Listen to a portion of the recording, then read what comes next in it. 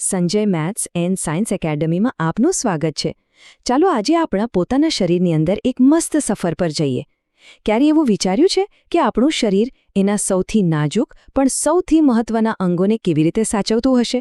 બસ આજે આપણે એ જ અદ્ભુત સિક્યોરિટી સિસ્ટમ વિશે જાણવાના છીએ.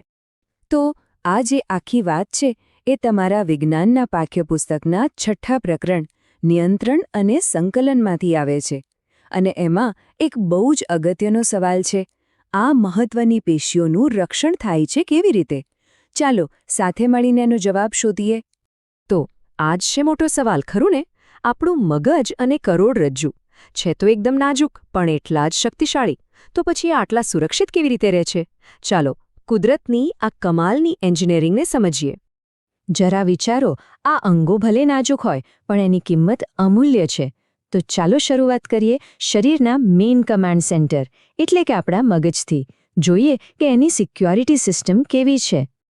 આપણા મગજને બચાવવા માટે કુદરતે જાણે કે એક મજબૂત કિલ્લો જ બનાવી દીધો છે. જેમ કોઈ કિલ્લાની ઊંચી દિવાલો ખજાનાની રક્ષા કરે ને, બસ બિલકુલ એ જ રીતે આપણા શરીરની રચના મગજને ચારે બાજુથી સેફ રાખે છે. જુઓ, આ સુરક્ષાના 2 લેયર છે. પહેલું લેયર છે મસ્તકપેટી, જેને આપણે ખોપરી કહીએ છીએ. એ બિલકુલ એક મજબૂત હેલ્મેટ જેવું કામ કરે છે, જે સખત હાડકાની બનેલી છે.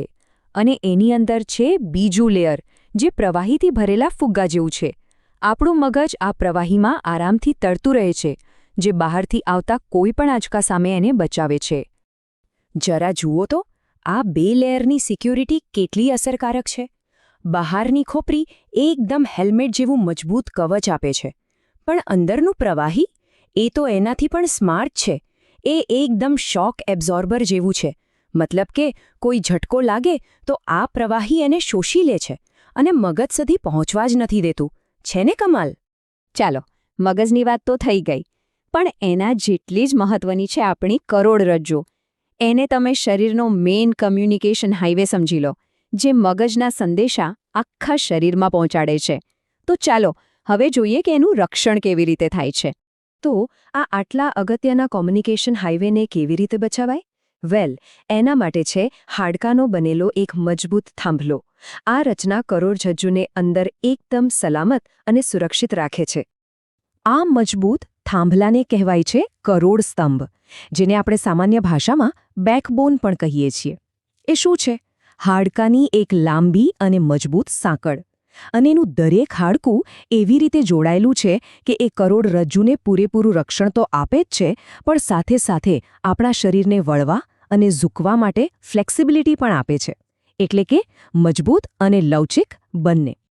ઓકે, તો આપણે મગજ અને કરોડરજ્જુ બંનેના રક્ષણ વિશે અલગ અલગ તો સમજી લીધું. હવે આ બધાને જોડીને જોઈએ કે આપણી સેન્ટ્રલ કમાન્ડ સિસ્ટમ બને છે કેવી રીતે. જ્યારે મગજ અને કરોડરજ્જુ એક ટીમ તરીકે કામ કરે છે, ત્યારે એ આપણા શરીરની સૌથી મહત્વની સિસ્ટમ બનાવે છે.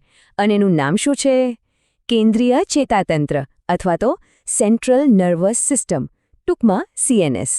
આ જ છે આપણા આખા શરીરનો મેઇન કંટ્રોલ યુનિટ. તો આખી વાતનો સાર શું છે? ખોપરી આપણા મગજને બચાવે છે અને કરોડસ્તંભ આપણી કરોડરજ્જુને. આ બંને મજબૂત રચનાઓ સાથે મળીને આપણા સંપૂર્ણ કેન્દ્રીય ચેતાતંત્રને એક અતૂટ કવચ પૂરું પાડે છે. ખરેખર કુદરતની એક અદ્ભુત રચના. આ અદ્ભુત રચના આપણને દરરોજ સુરક્ષિત રાખે છે.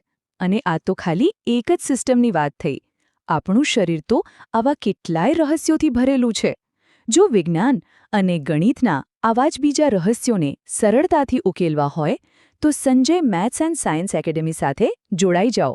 ચેનલને લાઇક, શેર અને સબસ્ક્રાઇબ કરવાનું ભૂલતા નહીં. આપણે મળીશું એક નવા અને રસપ્રદ વિષય સાથે.